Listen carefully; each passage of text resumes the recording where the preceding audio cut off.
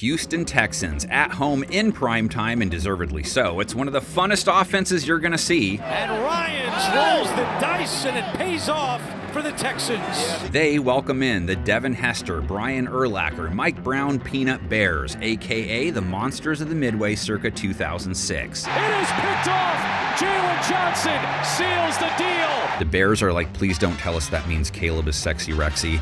This game, a matchup of opposite strengths based on week one. You have CJ Stroud on one side, came into the year all buzzy. Doesn't look like a sophomore slump is coming. Rating over 115 versus the Colts. 2 touchdowns, no picks, some ridiculous tosses. Keeping the play alive, throws across his body for a first down. His next test, decidedly harder, faces a Bears defense that almost single-handedly won them the game last week, just like the old days. Held D-Hop to 8 yards, Calvin Ridley to 50, picked off Johnny Lawrence twice, held him to a 52.5 rating, just 4 yards per attempt. When you average 4 yards per attempt, you're better off not throwing. Levis gets wrapped up, flings it ahead, it's picked off! Will Levis, Johnny Lawrence, it can't just be me.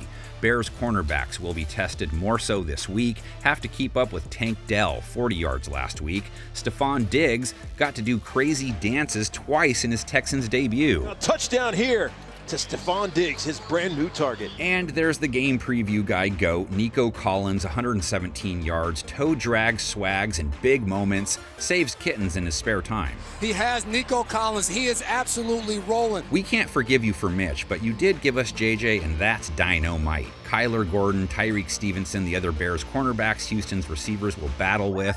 The trench warfare could be big, specifically the one-on-one between Houston's right tackle Titus Howard and Chicago's Montez Sweat, who rushed off the right all game last week. Howard allowed a sack, Stroud was taken down 4 times, Texans struggled with Indy's front. A little bit of Titus Howard just getting driven back. Sweat didn't nab Levis, but new ad Darrell Taylor did. He got home twice. That guy could be a low-key big pickup.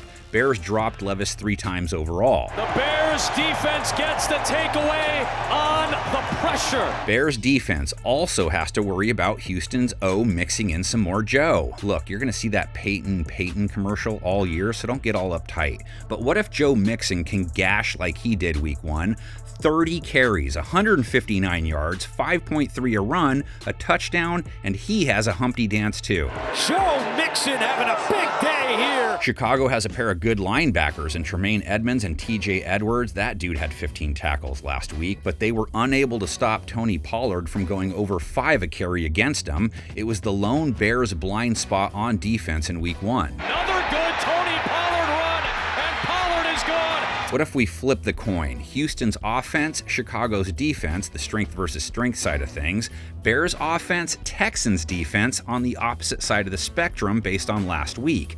Caleb Williams, 14 for 29, 93 yards, 3.2 yards per attempt, a 55.7 rating, took a 19-yard sack. And he was in the backfield barreling down and eating good in Chicago. Chicago fans don't need another John Carter 2012 that lost a record $255 million. Let's remember too, Patrick Mahomes' first ever start, no touchdowns and an interception, mid-70s rating. So just know it can happen to the best of them. Pressure coming off the edge from Hooker, and a fluttering pass. It's not like he's taking on a Texans secondary that comes in hot. They gave up a 100-plus rating to Anthony Richardson last week, over 10 yards per attempt. Their best corner, Derek Stingley, gave up a monster TD to Alec Pierce. Now he's airing it out deep down the field for Pierce. Touchdown!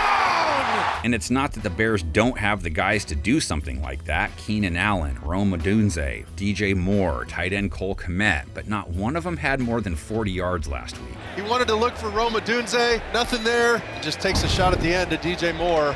Williams took 2 sacks, neither blamed on his linemen, so more room for growth. He has Danielle Hunter and Will Anderson to worry about this week. Neither sealed the deal last week. Texans didn't face a ton of passes, still got to Ant twice. They'd take cracking the safe once every 9 dropbacks or so again, anytime. You see the pressure just collapses this pocket. Now, about the run game. Texans held Jonathan Taylor to 3 a carry, didn't handle Richardson well when he bolted, 9.3 a run allowed, and a touchdown. Dragged sends Jalen Petrie into the end zone. Williams is mobile, didn't do anything major on the ground versus the Titans, and neither did DeAndre Swift, just 3 yards per carry.